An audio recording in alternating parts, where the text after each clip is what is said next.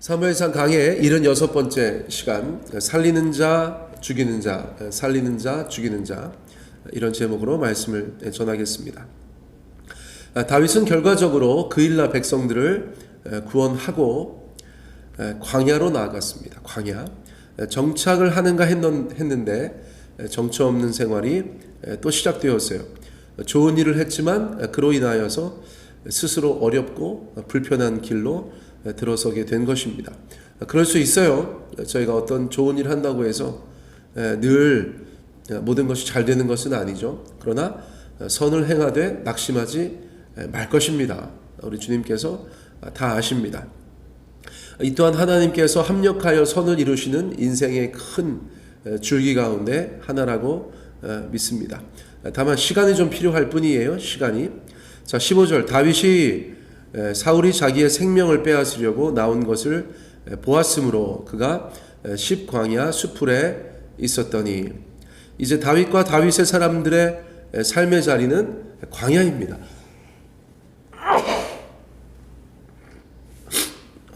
자신을 죽이려는 자가 접근하기 어려운 곳, 스스로 숨기 쉬운 곳을 찾은 결과이겠죠.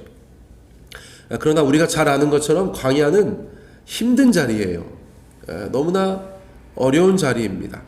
저는 이스라엘 성지순례를 할 기회가 있었어요. 그래서 유다 광야를 아주 잠깐 경험해 본 적이 있습니다. 대형 버스를 타고 지나가다가 잠시 내려서 광야 체험 그런 것을 한 것인데요. 막간을 이용하여서 그 광야의 지나치게 밝음과 또 지나치게 뜨거움을 느낀 것이 전부입니다만 다시 가고 싶지는 않습니다. 다시 가고 싶지 않아요. 그러나 온전히 하나님을 의지해야 한다는 면에서 의미 있는 자리다, 그렇게는 이야기할 수 있겠죠. 다윗은 그런 광야에 지금 있는 것입니다. 자, 16절 말씀 보세요. 사울의 아들 요나단이 일어나 수풀에 들어가서 다윗에게 이르러 그에게 하나님을 힘있게 의지하게 하였는데, 광야 생활을 시작한 다윗에게 반가운 손님이 찾아왔습니다. 바로 요나단입니다. 요나단은 다윗의 소식을 듣고 있었던 것 같아요. 그래서 다윗이 지금 큰 곤경에 처한 것을 알게 되었을 때 방문하게 된 것입니다. 왜 어려운가?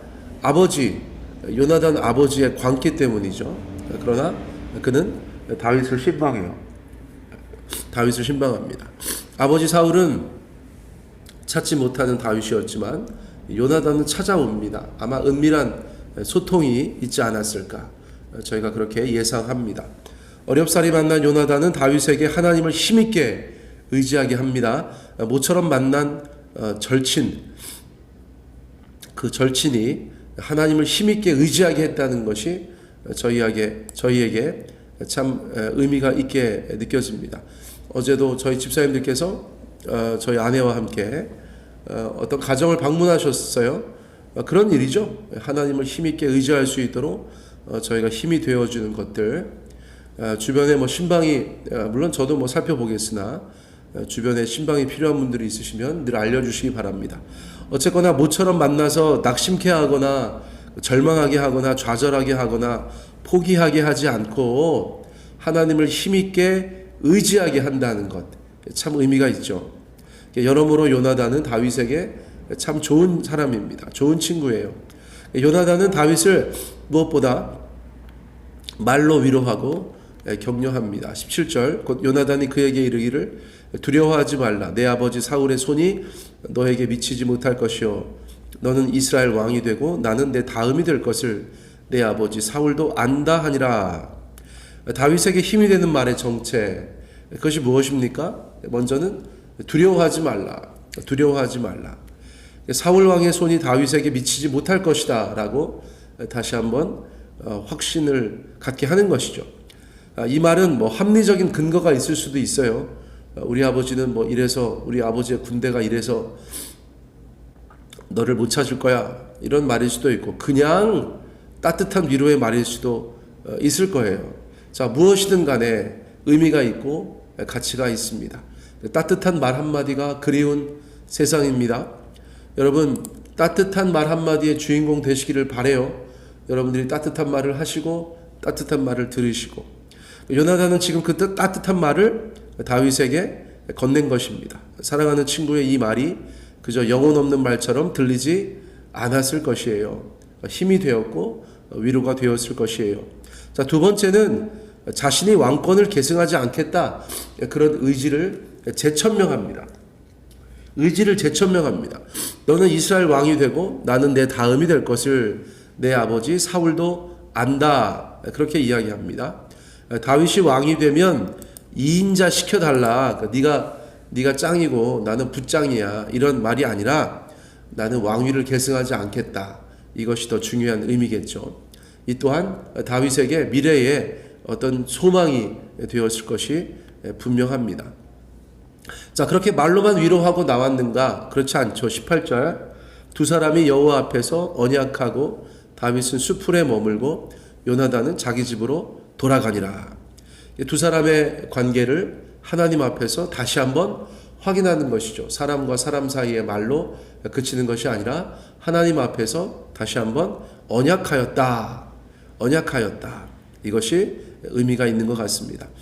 앞선 20장에서 언약을 맺었었죠. 여기서 새롭게 갱신하고 재확인한 것이다 라고 저희가 볼 수가 있겠어요. 자, 이 모든 것들이 위로가 되고 힘이 되고 다윗에게는 격려가 되는 그런 일들이 아닐 수가 없습니다. 19절 말씀, 그런데 전혀 다른 사람들도 있어요. 다윗의 인생에 전혀 다른 사람들이 있어요. 그때에 10사람들이 기브아에 이르러 사울에게 나와 이르되, 다윗이 우리와 함께 광야 남쪽 하길라산 숲을 요새에 숨지 아니하였나이까? 그러하온즉 왕은 내려오시기를 원하시는 대로 내려오소서. 그를 왕의 손에 넘길 것이 우리의 의문이이다 하니. 다윗이 숨어있는 10광야는 인적이 드문 곳이었겠지요, 당연히. 그러나 사람이 아주 없는 곳은 아니었어요. 그러므로 오고 가면서 다윗과 그의 사람들을 목격한 자들이 생겼습니다. 이들은 자발적으로 사울에게 다윗의 위치를 밀고 합니다. 이유는 무엇일까요? 사울이 대단한 성군이어서 백성들이 사울을 돕기를 너무너무 원해서 어떤 것일까요? 자, 그럴 수도 있겠지만 일단 저희가 가장 먼저 생각할 수 있는 것은 사울이 무섭기 때문입니다. 사울의 공포 정치 때문이에요. 자, 예를 들어서 다윗에게 떡을 주고 칼을 주고 기도해 주었다는 이유로 제사장 85명과 그 마을 사람들이 학살당한 이야기가 전 이스라엘에 알려지지 않았겠습니까?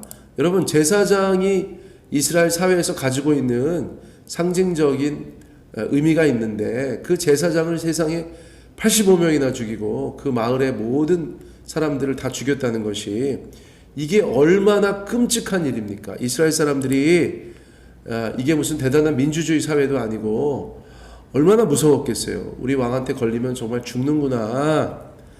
사울이 다른 것은 몰라도 다윗에 대해서는 정말 극도로 민감하구나. 여러분, 그런 생각을 왜 안 했겠어요? 제사장 마을 학살 사건은 그 메시지가 너무나 또렷한 것이죠. 누구든지 다윗과 관련하여서 눈꽃만큼이라도 빌미를 제공하면 죽는다.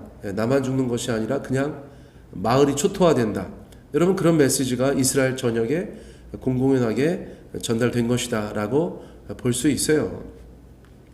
어느 나라, 어느 사회, 어느 시대든 여러분, 위정자가 공포정치를 펼치면 나라가 엉망이 되는 것이죠. 그렇죠? 백성들이 제대로 행복감을 누릴 수가 없는 것이죠. 그런 공포의 시대에는 살기 위해서 아첨하는 자들, 그렇죠? 또 주변에는 간신배들이 들끓기 마련인 것이에요. 자, 21절, 사울이 이르되 너희가 나를 긍휼히 여겼으니 여호와께 복받기를 원하노라. 사울은 여전히 분위기 파악을 못하고 있습니다. 자신이 지금 어떤 영적인 상태인지, 하나님 앞에서 어떤 스탠스를 가지고 있는지 그런 걸 전혀 파악을 못하고 있어요. 자신에게 다윗을 밀고 한 사람을 축복하죠. 나를 긍휼히 여겼으니 복받아라, 이렇게 얘기합니다. 근데 여호와께 복받아라 이렇게 말하고 있어요. 제가 지난 설교에서도 드렸어요.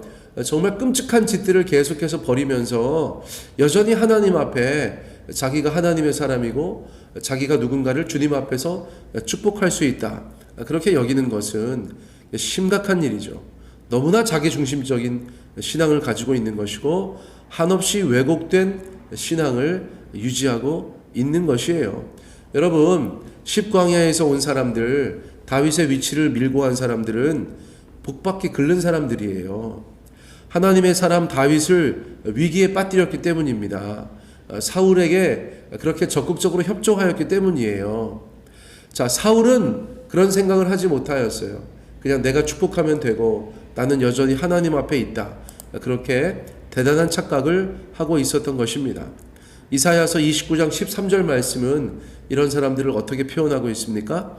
입술로는 나를 존경하나 그 마음은 내게서 멀리 떠났도다. 나불나불나불 하나님 얘기하고 교회 얘기하고 신앙 얘기하고 저희가 그럴 수 있어요. 그런데 하나님에게서 멀리 떠나 있는 사람들이 그러는 것은 하나님께서 얼마나 고통스러우시겠어요. 여러분, 저희가 주님 앞에 있어야 하는 줄 믿습니다. 그분 곁에 있어야 하는 줄 믿습니다. 그분 안에 있어야 하는 줄 믿습니다. 그리고 나서 입술로 주님을 찬양하고 입술로 그분을 존경하고 입술로 그분을 사랑하는, 여러분, 그런 인생들이 되어야 해요. 떠나도 멀리 떠나 있는 사람들이, 너무 멀리 떠나 있는 사람들이 입술로만 하나님을 높이는 것, 또 입술로만 하나님 앞에 이런저런 이야기하는 것, 여러분, 이것은 절대 바람직하지 않다, 저희가 그렇게 이해할 수가 있겠습니다. 여러분, 말로는 뭘 못합니까? 말로는 뭘 못해요? 최소한의 경건도 없는 사울이 하나님 운운하며 축복하는 것은 여전히 아이러니라는 것이에요.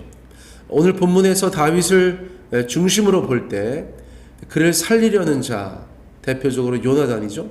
그를 살리려는 자와 죽이려는 자가 극명하게 대조를 이루고 있어요.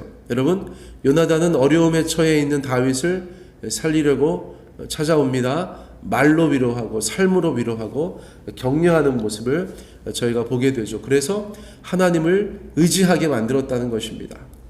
하지만 사울의 밀고자들과 사울은 어떻게 해서든지 다윗을 죽이려고 그렇게 힘을 합하는 모습을 저희가 보게 되죠.